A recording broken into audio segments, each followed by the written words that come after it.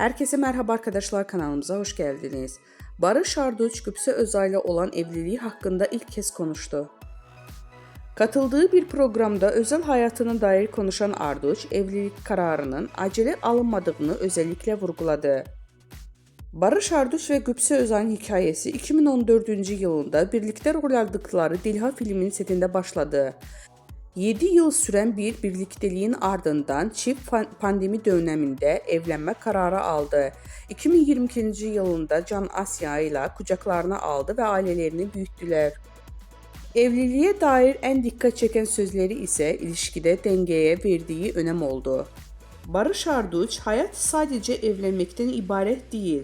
Eşinizle sıkılmayı da başarabilmeniz lazım. Her şeyi birlikte yapmak zorunda değilsiniz. Birbirinize alan açmak evliliğin en önemli parçalarından biri diyerek uzun soluklu ilişkilerinin sırrını paylaştı.